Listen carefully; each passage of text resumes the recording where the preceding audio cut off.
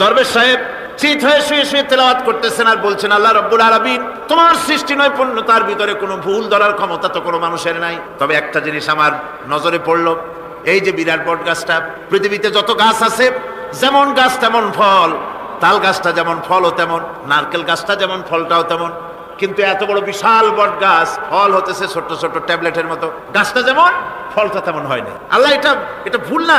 তুমি বলেছো যে দেখো কোনো ভুল টুল আছে নাকি? তো ভুল তো না, আমার চোখে এটা লাগলো, যেমন গাছ তেমন ফল হয় না। দরবেশ সাহেব চিত হয়ে শুয়ে শুয়ে তেলাওয়াত করছেন, মনের মধ্যে এই চিন্তা আসলো, গাছটা যেমন তেমন ফলটা হলো না। দরবেশ সাহেব বলেন, এই চিন্তা করতেছি, হঠাৎ করে একটা দমকা হাওয়া বয়ে গেল, ডালে ডালে বাড়ি লেগে গেল, একটা আদা পাকা বটের ফল অনেক উপর থেকে বৃন্তচ্যুত হয়ে চট করে এসে আমার নাকের উপরে ফট করে পড়লো।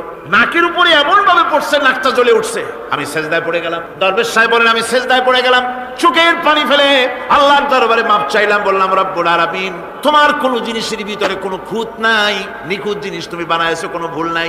আমি চিন্তা করেছিলাম নারকেল গাছ যেমন তার ফলও তেমন, তাল গাছ যেমন তার ফলও তেমন, বট গাছটা যেমন তেমন ফল।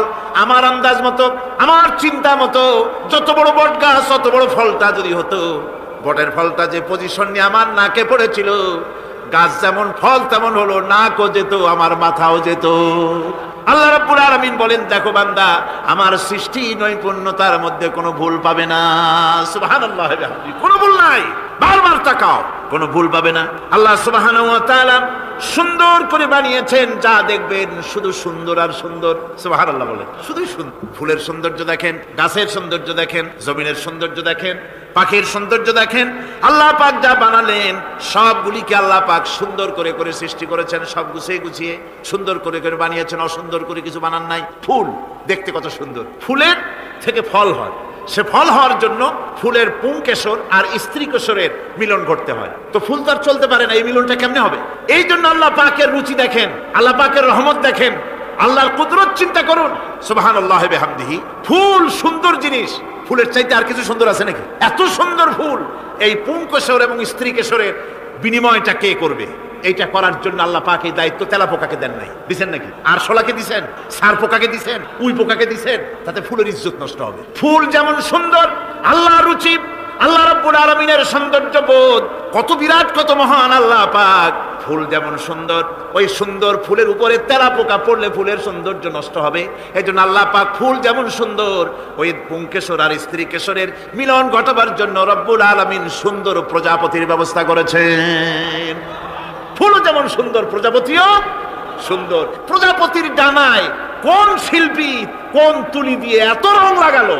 সুবহানাল্লাহ, সুবহানাল্লাহ, কি সুন্দর প্রজাপতি আল্লাহ তৈরি করলেন। আল্লাহ পাক বলছেন, এমনি সুন্দর করে বানালাম, মানুষ বানাইছি, সে মানুষের সৌন্দর্য দেখো।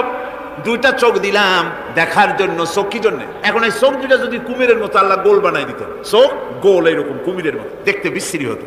চোখ দুটোকে আল্লাহ টানা টানা করেছে, চোখের উপরে ভুরু লাগিয়েছে, তাতে আবার পশম দিয়েছে, চোখে পিসি দিয়েছে, চোখের ভিতরে মণিটা কালো করেছে, তার চতুর্দিকে সাদা অংশকে নীলাভ করেছেন যাতে কালোটা আরো ফুটে ওঠে। সুবহানাল্লাহ বিহামদিহি। কত সৌন্দর্য আল্লাহ রাব্বুল আলামিন মানুষকে দিয়েছেন। আল্লাহর রহমতের ওয়াজ সারা বছর করলেও তো ফুরাবে না, এত রহমত, এত দয়া আল্লাহ সুবহানাহু ওয়া তাআলা। মানুষ আল্লাহ কি সুন্দর করে বানালেন।